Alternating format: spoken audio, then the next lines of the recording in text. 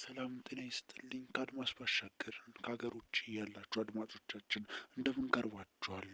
ሰበርና አጠር ያሉ ዜናዎችን ይዤላችሁ ቀርቤያለሁ። በአሁኑ ሰዓት ሀገራችንን ያስጨነቀ ያለው ጉዳይ የበፊት ፕሬዝዳንት የነበሩት ስልጣናቸውን በፈቃዳቸው የለቀቁት ጠቅላይ ሚኒስትር አቶ ኃይለማርያም ደሳለኝ መግለጫ ሰጡ።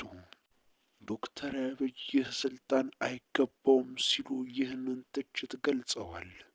ይህም ያሉት ምክንያት ክልሎች አለመግባባት፣ የጦርነቶች መስፋፋት፣ ዘረኝነትና የሃይማኖት አለመግባባቶችን እየበዙ ነው ሲሉ ትችታቸውን አንስተዋል። ዶክተር አብይ ብዙ አስደሳች ነገሮችን ሀገር ልማቶችን ቢሰማ የህዝባችን ጉዳት ግን ጠልቆ እየታየ ነው ሲሉ ተናግረዋል።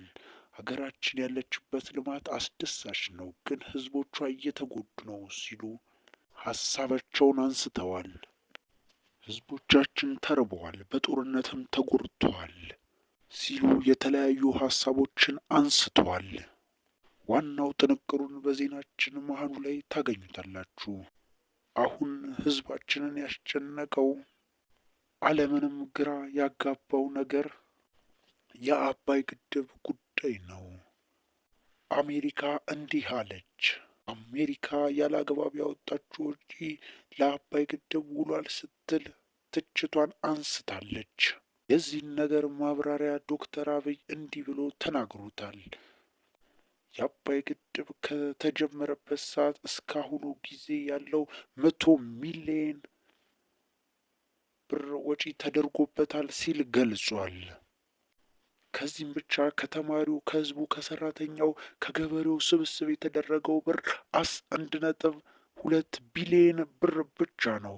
ግን የአባይ ግድብ የፈጀው 100 ቢሊዮን ብር ነው ሲሉ ንግግራቸውን ጀምረውታል።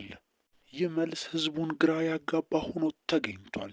ምክንያቱም ብዙ ጊዜ ብር ሲሰባሰብ ነበረ።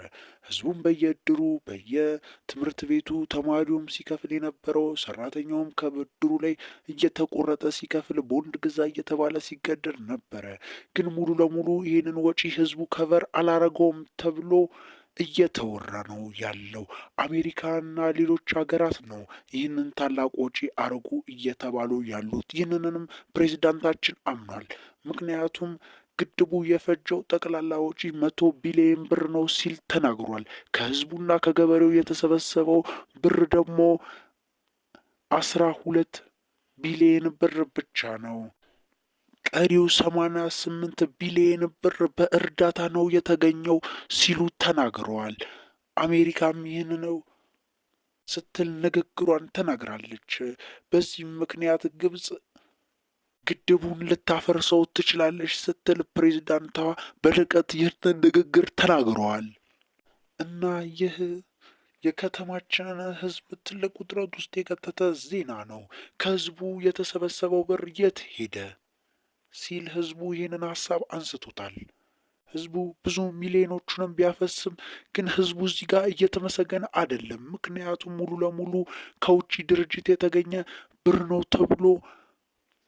ተብሎ ተናግሯል። ይህንን ዜናችንን አጠናክረን ወደ መሀል ላይ እንገልጸዋለን። አሁን ከባድና አስደንጋጭ የተሰማው ዜና ሰው በሃይማኖቱ አይደራደርም። በደብረ ዘይት ከተማ በዝቋላ አቦ ተብሎ በሚጠራው ልዩ ስሙ ቦታው ከዋክብተ አቦ በተባለው ቦታ ላይ ብዙ መነኮሳት ተገለዋል።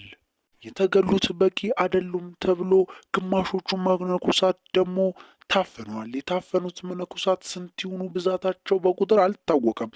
የሞቱትም እንደዚያው ግን በብዛት ታርደው ሞተዋል የሚሉ ብዙ የዓይን እማኞች አሉ። አሳዛኝ ዜና እየተወራ ነው ያለው። ይህንን ማን አረገው ማን ፈጸመው የሚል ድርጊት አልታወቀም። ቦታው ላይ የሚገኙት ቦታውን ተቆጣጥረው ያሉት በኦሮሚያ ነጻ አውጪ በተባሉት በኦነግ ቁጥጥር ስር ይገኛል። ቦታው ግን እነሱ አረጉት አላረጉት ይህ መረጃ ግልጽ አልሆነም። እነዚህ ንጹሕ መነኮሳት ምን አረጉ? ምን ፈጠሩ? ምንስ ሊያስገድላቸው ቻለ? የሚለው ነገር ለህዝቡ ጥያቄን ፈጥሯል። እነዚህ ንጹሕ መነኮሳት በመግደር ሀገራችንን ትልቅ የሃይማኖት ቀውስ ውስጥ ይከታል ተብሎ ይጠበቃል። እንደዚህ አይነት አጸያፊ ተግባርን የሚፈጽሙት የፖለቲካን መቃወስ ሊፈልጉ የሚችሉ ሰዎች ናቸው። የዚህን የዜና ጥንቅር በቀጣይ ቪዲዮዎቻችን ላይ ከንጹህ ከታማኝ ሰበር ዜናዎች ጋር እንደምናቀርብላችሁ አንጠራጠርም። ለቻናሉ አዲስ ከሆናችሁ ሰብስክራይብ እና ላይክ በማድረግ በቀጣይ ቪዲዮ እስከምን